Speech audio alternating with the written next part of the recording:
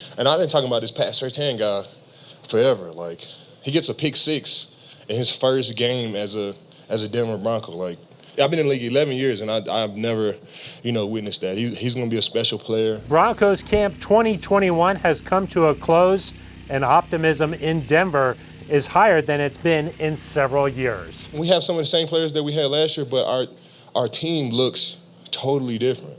The energy is totally different. I know I get, carried away with, some of the comments about my teammates, and I have high expectations about my teammates, but this year is going to be a great year for our guys. Hello, and thank you for joining us for our final Broncos Camp Daily. I'm Phil Milani alongside Eric Dalala and Sidney Jones. You might be wondering, aren't there 2 preseason games left? How has camp come to a close? But practices next week will look a little bit different than they have so far. Eric, speaking of that preseason game coming up on Saturday, what do you want to see from the Broncos? Let's start on the defensive side of the ball. It sounds like the starters will play 12 to 15 plays somewhere in there, so could be the first time you see guys like Justin Simmons, Shelby Harris, Mike Purcell, Bryce Callahan, Kyle Fuller, all those guys. So we'll be interested to see how they look out there together. We'll be interested to see if Bradley Chubb and Von Miller get any action at all. Still undecided there. And then offensively, this quarterback battle, we know we're pretty damn close, Phil, to a decision. Finally, I think, going to get those final pieces of information, hopefully. How is Drew Lock going to play? How is Teddy Bridgewater going to handle his start? Really interested to see just kind of this final push by both players and what they're able to put on tape. Let's see how much the offensive side of the ball plays, probably a quarter and a half, maybe similar to that Vikings game. Sidney, one guy who might make his debut is Courtland Sutton. Yeah, Courtland said his knee feels good. He's ready to go. He said a goal is still to play in a preseason game. He said for him, he really needs to get in those game reps, live game reps, before the regular season. So I think we could see him this Saturday. I think he wants to play. His speed is there. He's been looking good out there. He said he feels good out there. He says it's not 100%, but solely because he thinks he can always take one step up and can always be a little bit faster, but I hope we do see him on Saturday. Yeah, it would be great to just see that whole unit, Sutton and Judy, together. Here's what Sutton said that he needs to get from a game.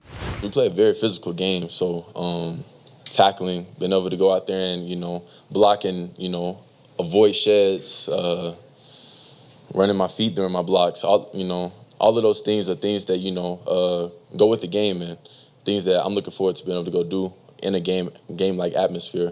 And, adrenaline is there, but, it's just a physical game. And there's certain things that I can't get in practice that I need to get in the game.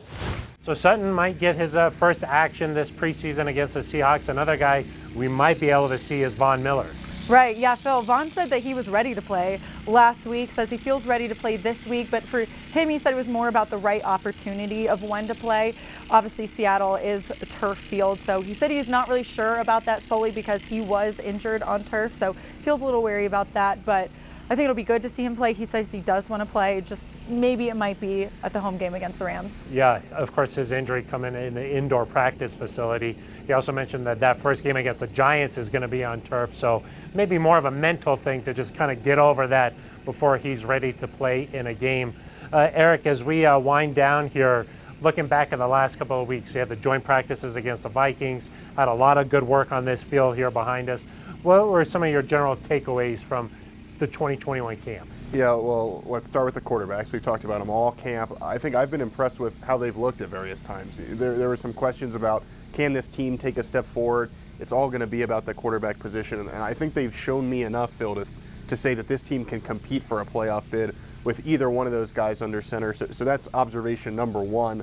Number two, we've seen some of these guys take big steps forward as individuals. Jerry Jeudy looks incredible out there. Excited to see what he does this year. Bradley Chubb, I think coming back from injury, is poised for a big season. Guys like Justin Simmons, again, all pro potential. So some guys that have taken steps here during these practices.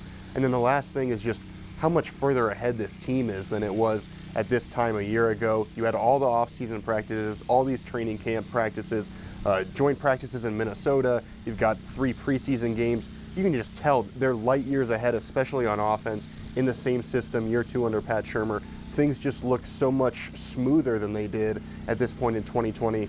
excited to see how it translates here over the next few weeks. Even after practice, Vic Fangio was talking about the differences between 2020 and this training camp. Meeting with the players in person sounds little, but it's not. Guys being in the building together all the time sounds like a little something, but it's not. Practices being more normal, not having a lot of protocols hanging overhead and the gray areas. So, yeah, it's a lot better. All right, so training camp is in the books. Guys, this is our final episode. It was fun doing this, right? It was. Thanks for having us, Phil.